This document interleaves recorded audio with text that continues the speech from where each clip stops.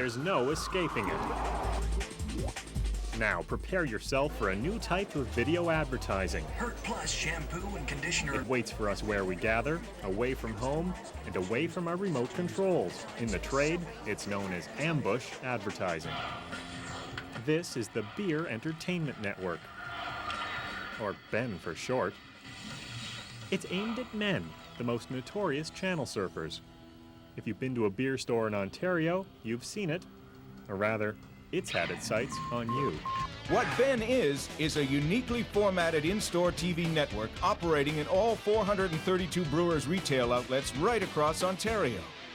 BEN features Major League sports highlights, bloopers, and other fast-paced entertainment clips for 2 million beer store customers every week. It also features a full round of advertising. Commercials make up half of each 10-minute show, repeated all day long. It was Larry Blow's idea. The consumer certainly isn't crying for more advertising. The media business is changing. We no longer sit in front of televisions and watch programming and watch commercials like we used to in the old days. This is BEN's pitch to advertisers. What's more, these viewers can't zap. They're a captive audience. Captive is the key.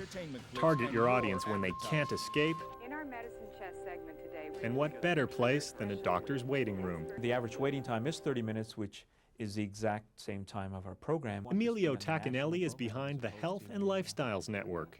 This year, it was installed in 850 doctors' offices across Ontario.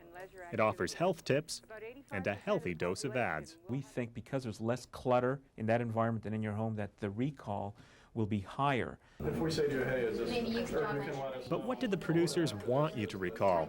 The medical segments? This new one, I think, was just started last year called Hand Washing Week. Or the sponsors? Would you consider involving something like Peter Elwood, the president of Lever, as part of your telecast? Despite the advances made in modern medicine, heart disease is still the #1 killer. What's in it for doctors, like Joseph Minkowitz? They don't complain as much about waiting. Sometimes I'll have a patient waiting 45 minutes. Okay, but what about all those ads? To me, it's no different than having a Maclean's, Time, or any other magazine in the office where there's an advertisement for a certain car product or a certain kind of soap. Personally, I think that there's a time and place for advertising. Media buyers like Richard Pierce are evaluating ads by ambush, but even a guy in the business thinks the doctor's office is no place for a sneak attack.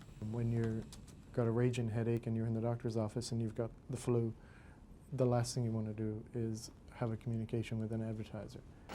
Anti-inflammatory drugs. Is there any place that's sacred? Well, I guess we're in a society that's driven by advertising. You can't even turn it off when you're in the doctor's office. The patients cannot turn it off, you're correct. However, as I mentioned before, they can tune out. They may tune out from coast to coast.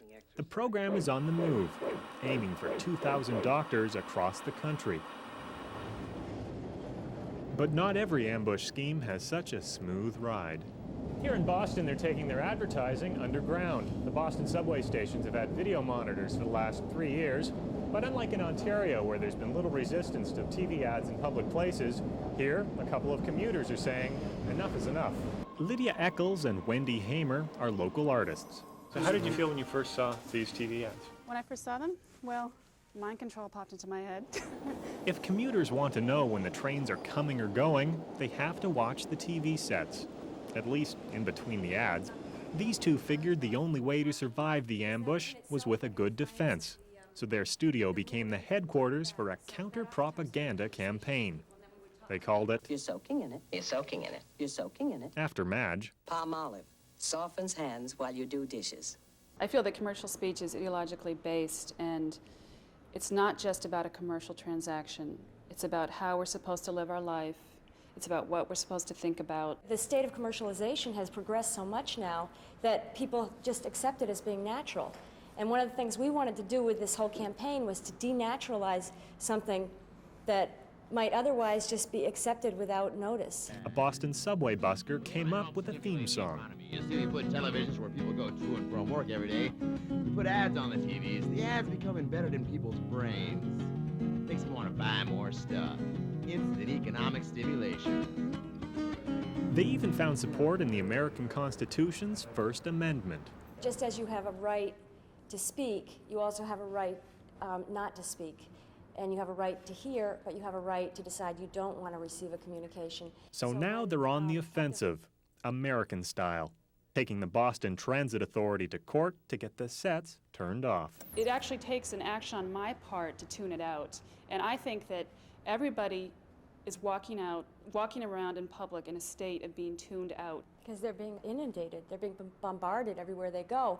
And because of that bombardment, advertising has to become more and more intrusive to penetrate through the clutter of other advertising. Come to Recall Incorporated, where you can buy the memory of your ideal vacation cheaper, safer, and better than the real thing. This is all very futuristic and so forth, but I don't think that advertisers will stop. I think they're going to go as far as they can go. And it's up to us, the receivers, to try to do something about it. Call Recall for the memory of a lifetime. Recall, recall.